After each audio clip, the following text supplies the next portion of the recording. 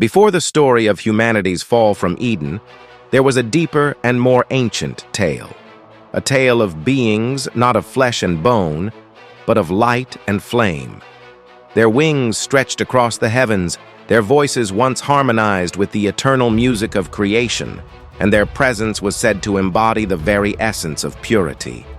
Yet among them rose a whisper of rebellion, a fracture in the perfect order. These were the ones who dared to descend, who defied the eternal command, and who became enshrined in myth as the fallen angels. The idea of fallen angels has captured imaginations for centuries, but behind the myth lies a complex history that winds through sacred scriptures, apocryphal writings, and cultural archetypes spanning civilizations. The popular picture, angels casting themselves down from heaven in defiance of God, is a much later synthesis. To uncover the truth, we must peel away layers of tradition and interpretation, descending into the roots of the myth as it emerged in the ancient world. Interestingly, the Hebrew Bible itself does not speak directly of angels falling from heaven. The canonical texts are far more restrained, presenting angels as messengers, agents carrying divine will without blemish or corruption. In the book of Genesis, however, there lies a cryptic passage, a puzzle that later interpreters would expand into a mythology of rebellion. Genesis 6 tells of the sons of God, who descended to the daughters of men, taking wives and bearing offspring known as the Nephilim. Giants, beings of great renown, straddling the boundaries between human and divine. Who were these sons of God? The text leaves the question hanging, unresolved. It is in the Book of Enoch, written during the Second Temple period and cherished among the Dead Sea Scrolls, that we find the myth given flesh and detail. Here, the sons of God are named the Watchers, the Grigori. They descend upon Mount Hermon, led by chieftains like Semyaza and Azazel, and there they make a pact to take human wives, to corrupt the purity of creation with forbidden unions. The Nephilim are their monstrous progeny, beings whose violence and pride bring chaos to the earth. The Watchers not only transgress in flesh, but also in knowledge. They teach humanity forbidden arts, sorcery, weapon-making, astrology, and the secrets of heaven that were never meant to be revealed. Their punishment is severe. Bound in chains, cast into the abyss, their children destroyed in the great flood, the Watchers become the very archetype of fallen angels, once radiant, now imprisoned in darkness, awaiting judgment. In this vision, sin does not begin with Adam alone, but with celestial beings who chose corruption, thereby infecting creation with their defiance. The Book of Enoch was never canonized in the Hebrew Bible, but its echoes were profound. It influenced early Jewish mysticism, resonated in Christian apocalyptic thought, and reappeared in fragments among the Essenes of Qumran. Yet even this is only one strand of the myth. The very notion of beings cast down from the heavens has older roots, extending beyond Israel into the mythologies of Mesopotamia. The Apkallu, sage beings sent by the gods to teach humanity, were sometimes depicted as rebellious, punished for overstepping divine boundaries. In Sumerian myths, there are tales of Anunnaki descending from the sky to interfere with humanity, sometimes benevolent, sometimes corrupting. In these ancient Near Eastern imaginations, the boundary between divine and mortal was fragile, and transgression was inevitable.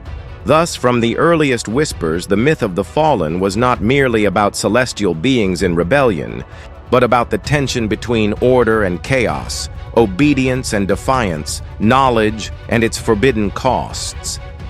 It was a mirror held up to humanity's own struggles, our yearning for wisdom, our desire to transcend limits, and the dangers that follow when boundaries are broken. From the Watchers of Enoch to the Apkallu of Mesopotamia, the myth of celestial rebellion already breathed with symbolic fire, yet the figure that would come to dominate the Western imagination, the radiant angel who became the devil, arose not directly from these traditions but from an ancient hymn of political mockery that was transformed layer by layer into a cosmic drama.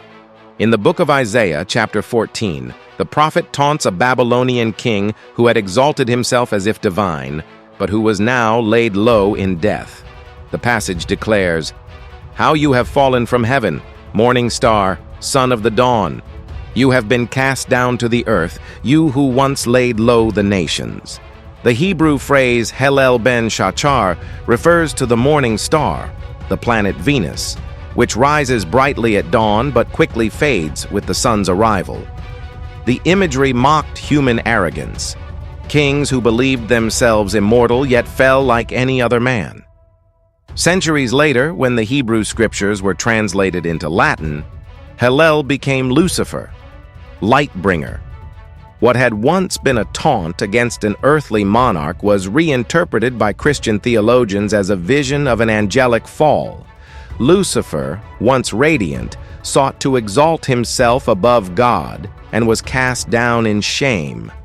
This single interpretive shift transformed Isaiah's political satire into the foundation of the devil's origin story.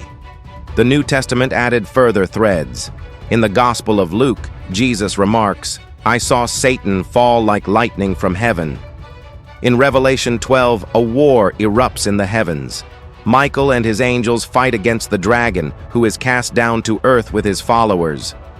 The dragon, identified with that ancient serpent, the devil and Satan, becomes the leader of a cosmic rebellion, dragging a third of the stars of heaven down with him. The stars were often symbolic of angels. Thus, the image of a heavenly schism was born. When these strands were woven together, the myth crystallized. Lucifer, the morning star, proud among the angels, led a revolt against the Most High.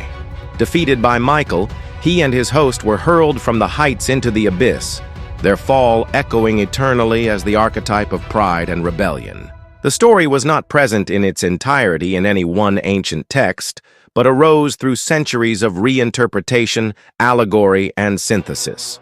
The cultural impact of this reimagining cannot be overstated. What had once been stories of watchers corrupting humanity or kings falling into ruin became a singular narrative of supreme rebellion, the angel of light becoming the prince of darkness. Pride became the primordial sin, not only for humanity in Eden, but for the celestial order itself. From this seed grew medieval theology, Renaissance poetry, and countless works of art that enshrined Lucifer as both villain and tragic anti-hero. Yet it is vital to see that this myth was never created in a vacuum. Across the ancient world, the fall of divine beings was a recurring theme. In Greek mythology, the Titans rose against Zeus and were cast into Tartarus, chained in darkness beneath the earth. Prometheus, a Titan who defied the gods to bring fire to humanity, suffered eternal punishment, his liver devoured each day by an eagle. The echoes are unmistakable. Celestial beings who transgress boundaries, punished by chains, fire, and eternal exile. The Vedic tradition of India tells of the Asuras, beings who once dwelled among the gods, but were cast down for their pride and rivalry. In Zoroastrianism, Angra Mainyu, the spirit of destruction, wages eternal war against Ahura Mazda, echoing the dualistic battle between light and shadow. These myths, though culturally distinct, resonate with the same archetypal rhythm. Beings of immense power fall through pride, desire, or disobedience, mirroring the struggles of humanity in cosmic scale. The fallen angel, then, is not merely a biblical invention, but an archetype embedded in human storytelling itself. It is the story of what happens when the luminous seeks more than it was given, when order fractures, and when rebellion against the eternal law ends in ruin. And yet there is something deeply compelling in these figures. They are not mere villains. They embody the dangerous beauty of freedom, the temptation to overreach, and the tragic grandeur of those who dared to defy. This fascination would only grow as Jewish, Christian, and Islamic traditions developed, each reshaping the myth in ways that reflected their deepest theological visions. From the Watchers and Lucifer to Iblis in the Qur'an, the story of the fall became not only a tale of rebellion, but also a meditation on obedience, will, and the eternal question of evil's origin. In the earliest stages of Judaism, angels were not understood as free-willed rebels. They were messengers, agents, reflections of divine power who executed commands with precision. The Hebrew word malach means messenger, and these beings appeared in visions to patriarchs and prophets, delivering words from God or carrying out his will. There was no hint in the Torah that angels could disobey or rebel. The heavens were a place of perfect order. Disobedience belonged to humanity. But the Second Temple period changed everything. The trauma of exile in Babylon, the influence of Persian dualism, and the rise of apocalyptic literature brought new questions. Why does evil persist in the world? Why does humanity suffer so greatly if God rules in heaven? To answer, writers like those behind the Book of Enoch imagined that evil had cosmic origins, that angelic beings themselves had corrupted creation. By shifting the blame beyond human weakness, the myth explained suffering as part of a cosmic drama, with humanity caught in the crossfire. Early Christianity inherited this worldview but reshaped it through the lens of Christ. The fallen angels became the hosts of Satan, powers and principalities who opposed the gospel. In Paul's letters, spiritual forces of evil loom over humanity, enslaving the world until Christ's resurrection breaks their grip. Revelation's imagery of dragon and angels expanded this further, depicting history itself as a war between heaven and the forces of rebellion. By the 2nd and 3rd centuries, church fathers like Origen and Tertullian debated the nature of angelic freedom. Did angels, like humans, possess choice? Could their rebellion mirror our own capacity to fall? Augustine, centuries later, concluded that pride was the root sin, the will's turning away from God toward the self. Lucifer thus became the perfect symbol of superbia, the arrogant desire to rule oneself rather than serve the divine. Islam entered the conversation with both continuity and transformation. In the Qur'an, angels are depicted as utterly obedient, incapable of rebellion. When God commands them to bow before Adam, they do so without hesitation, all except one, Iblis. Yet Iblis is not an angel, but a jinn, a creature of smokeless fire, endowed with free will. His refusal to bow is rooted in pride. I am better than him. You created me from fire and him from clay. Here, the fall is not of angels, but of a being who envied humanity's honored place. The Qur'an thus preserves angelic obedience while still retaining a cosmic rebel, aligning with but also correcting earlier myths. Sufi mystics added layers of interpretation. For some, Iblis' refusal was not mere pride, but a paradoxical devotion to God. He would bow to none but the Creator. In this mystical reading, even rebellion is woven into divine mystery, a shadow cast by the brilliance of unity.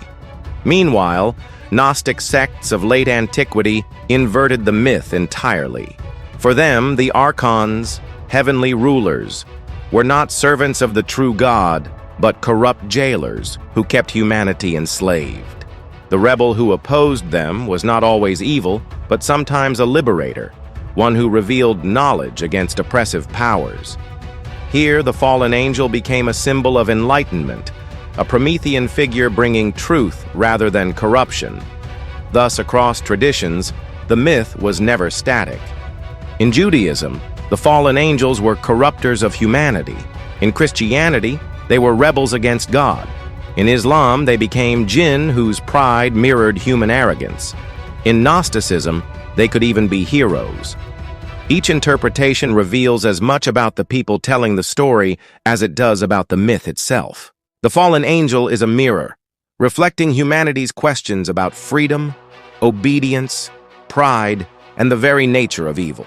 By the Middle Ages, the myth of the fallen angels had fully taken root in the Christian imagination. No longer just fragments of scripture woven together, it became the scaffolding for theology, literature, and art. Cathedrals carved demons with twisted wings, gargoyles that reminded believers of the fallen ones lurking at the edges of sanctity. Illuminated manuscripts painted scenes of Michael driving Lucifer from heaven, his sword raised in triumph as radiant angels looked on. In this era, the fallen angel was more than a theological idea. It was a presence, a reality to be feared. The devil prowled not only in sermons, but in the night terrors of peasants, in the whispered stories of witches making pacts with demons, in the anxious imagination of monks wrestling with temptation in their cloisters. To medieval minds, the world was not disenchanted.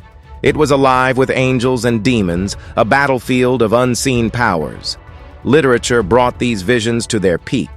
Dante Alighieri's Inferno mapped the descent into hell, placing Lucifer at the frozen core of the abyss. No fiery ruler, but a vast, weeping figure trapped in ice, wings flapping in futility, chewing eternally on traitors like Judas and Brutus. Dante's Lucifer is the anti-king, stripped of grandeur, a cautionary image of pride turned to impotence. A few centuries later, John Milton would give the fallen angels their most enduring literary form in Paradise Lost. Here, Satan is not just a villain, but a character of tragic grandeur. His famous words, "Better to reign in hell than serve in heaven," have echoed through generations as both a warning and a temptation. Milton's Satan is eloquent, charismatic, defiant, embodying the paradox of the fallen angel, at once monstrous and strangely heroic. Some readers even found themselves sympathizing with him, drawn by his passion against tyranny, seeing in him the spark of revolutionary spirit. This tension between rebellion and ruin became central to the fallen angels' symbolism. On one hand, they represented sin, pride, and the dangers of overreaching. On the other, they carried an aura of tragic beauty, embodying the human fascination with those who dare to defy the highest order. They became archetypes of the outlaw, the rebel, the visionary who seeks more than permitted. Art across Europe continued to expand these themes. Gothic cathedrals portrayed the Last Judgment, angels weighing souls, demons dragging the condemned. Renaissance painters like Peter Bruegel the Elder depicted the fall of the rebel angels in chaotic swarms, divine order clashing with monstrous deformity. The fall became not just theology, but spectacle, a drama staged on canvas and stone to remind humanity of the thin line between light and shadow. As the Enlightenment dawned, belief in literal fallen angels began to wane, yet the archetype refused to fade. Instead, it migrated into philosophy, psychology, and art, taking on new symbolic meanings. The fallen angel became not only a religious figure, but a mirror of the human soul. Carl Jung, the Swiss psychoanalyst, saw in myths the language of the unconscious. For Jung, the fallen angel embodied the shadow, the repressed aspects of ourselves we deny but cannot escape. Just as Lucifer fell through pride, humanity falls when it rejects its own inner darkness. To integrate the shadow, Jung taught, is not to glorify evil, but to acknowledge our hidden drives, our lust for power, our hunger for forbidden knowledge. The fallen angel becomes a symbol of individuation, the dangerous journey toward wholeness.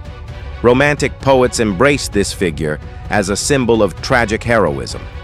Lord Byron, Percy Shelley, and others saw in Lucifer and his host the image of the misunderstood rebel, the outsider who resists oppressive order. Here the fallen angel no longer terrified but inspired, a poetic emblem of freedom and defiance. Modern literature and media carried this evolution further.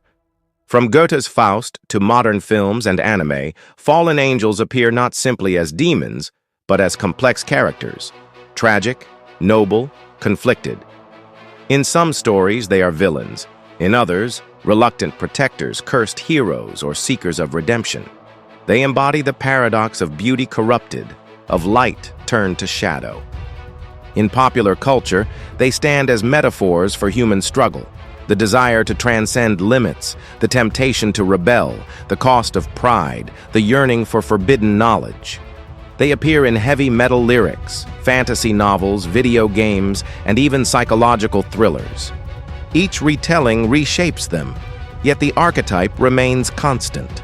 The luminous being who falls, the eternal symbol of both ruin and rebellion. So what does the myth of fallen angels truly mean?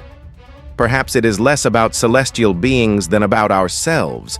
The Watchers of Enoch, the Lucifer of Isaiah, the Satan of Revelation, the Iblis of the Qur'an, all are mirrors of humanity's deepest questions.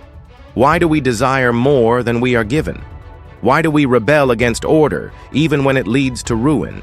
Why is the line between light and shadow so alluring? The fallen angel is not just myth, but metaphor. It is the story of freedom and its dangers, of pride and its fall, of beauty and its corruption. It is the eternal reminder that within the heights of light lies the seed of descent, and within the depths of descent, the memory of light. And so, when we look at the myth of fallen angels, we are not just peering into ancient texts or medieval paintings. We are gazing into the mirror of the human soul, where light and darkness entwine, where every rebellion carries both danger and possibility.